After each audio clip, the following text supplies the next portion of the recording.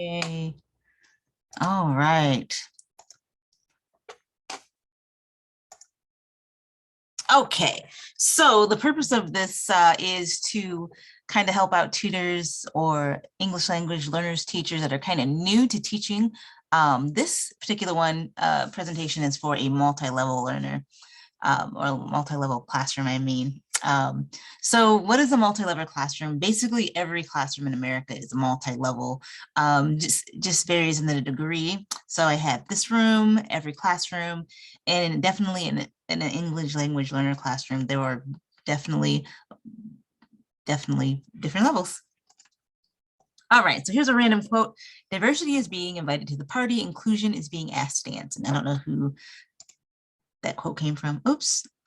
Okay, so first we're going to go into the challenges. So there are so many challenges when teaching English language learners. There's different levels of knowledge, there's different levels of comprehension, different personalities to take into account, different accents, different learning styles, different cultures, and different or a lack of study skills. So, I mean, really, this is, you can apply this to any classroom, but yeah, it's definitely in the ELL classroom or ESL classroom. Okay, so overcome. So how do we overcome this problem? Definitely have some interesting topics. I know when you first walk into a classroom, you don't know your students. So definitely get to know your students first, learn about the students' needs, cultures, interests, and the reason for attending. Obviously for some students, they have to attend, so definitely need to know that. Or if it's optional, you know, is it for work? Is it for just because going out and about? Use pictures and multimedia. I love to use pictures and videos and clips and things like that. Relate to the learner.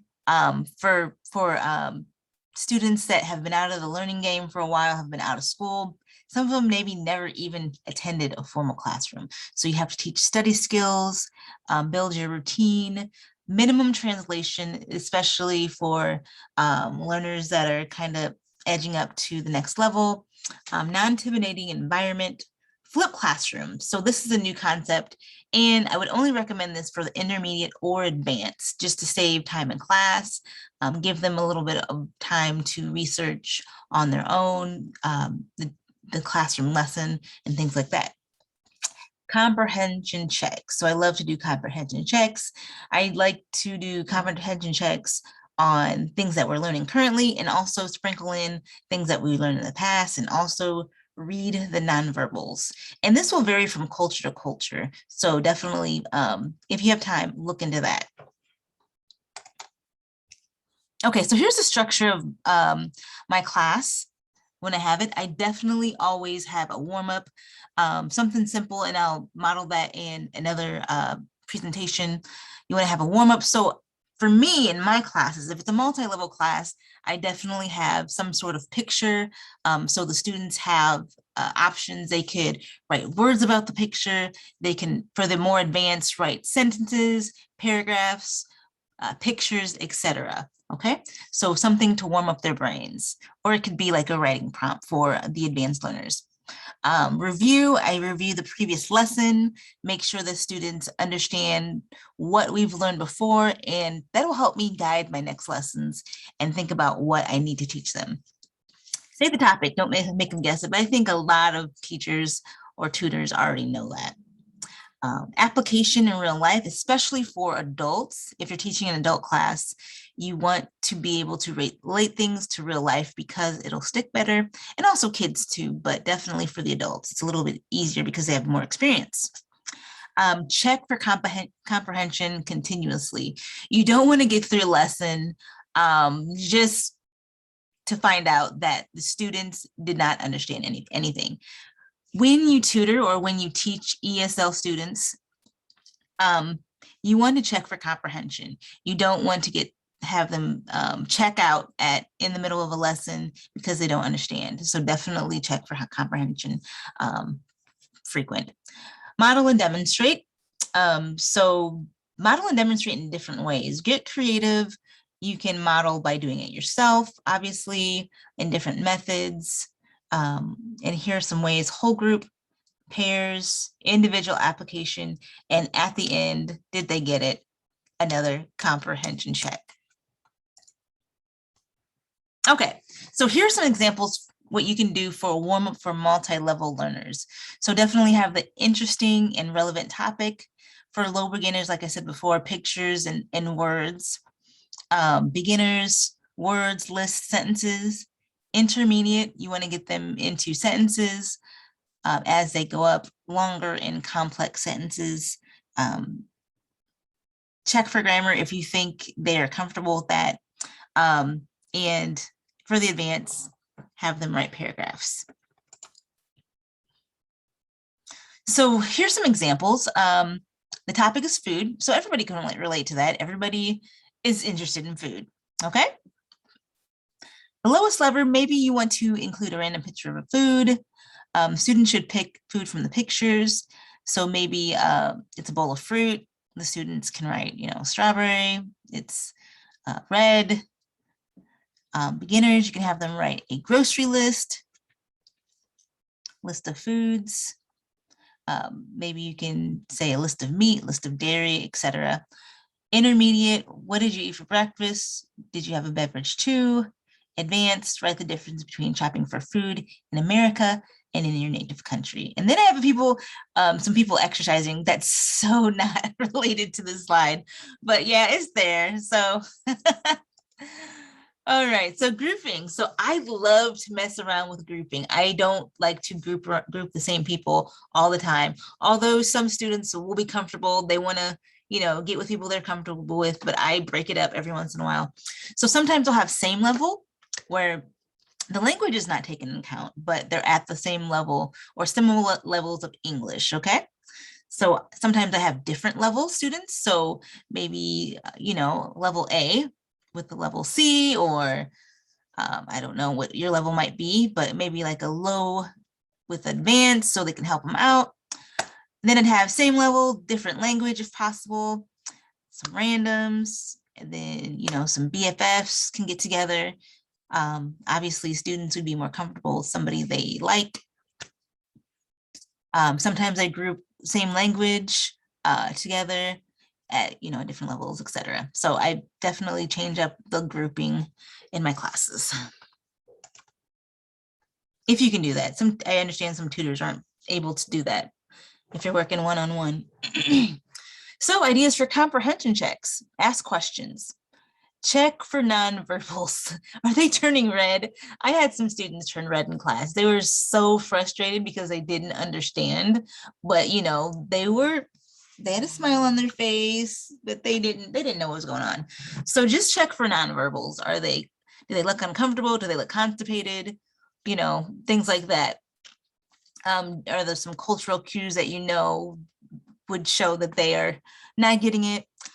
Do some true or false, fact, opinion, something simple to see if they understand what you're doing, something simple that you can sprinkle in the middle of your lesson. It doesn't take any time.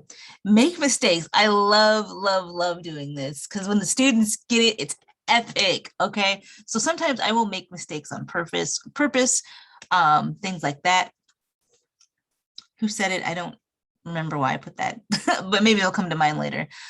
Open-ended statements. I walk every day because, and then have the students finish with what they would write. Or they can add a picture. Okay, application. You can use media clips to teach small groups of students the different education, time of arrival, home country, and then write your own ideas. Okay, so this was intended for a group of people in a meeting. So obviously that's why that's there. But yeah, go ahead and write ideas of how you can teach a small group of students. Okay, so here's a multimedia. Let's see. Oh man. So let me pause this so I can get through the. My job is to make college easier because students have a lot on their sorry, coach. Plates. Like Harper, an econ major. No, it's still going. My bad. Okay, so here's the clip. I love, love, love. Shoot. Resume. There we go. Oh, technology. So I love using Mr. Bean. Not a lot of verbal things going on in Mr. Bean, so the students can kind of come up with their own ideas.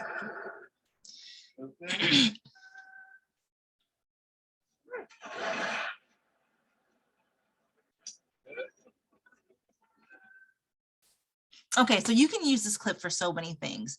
You know, you can use this for teaching a medical lesson. You can use this for teaching, you know, feelings, you know, how does he feel? So maybe some words that might come up is excited, scared, nervous, the doctor may be angry. So I love using video clips. Oh, that's the wrong one. Ah, come on, where's that? Okay. All right. English language learners trouble spots from all levels, and this is what I've noticed across the board. I even had a doctor of mine from, I think he was from Japan, and he has been here since the 80s, still has trouble with certain English things. I mean, English is hard. Let's be real. Okay, so articles. A lot of English language learners, regardless of level, have trouble with articles. So that is something to definitely practice. A and the or zero articles. So that is something that you want to review in all classes with all learners if they don't get it.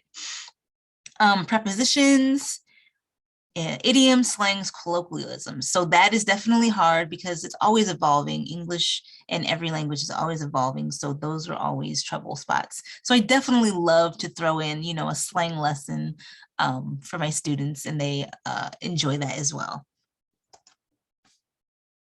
All right, so here's some common misconceptions about ELLs. I commonly use ELLs, but it's also ESL, you know, there's a lot of acronyms for that.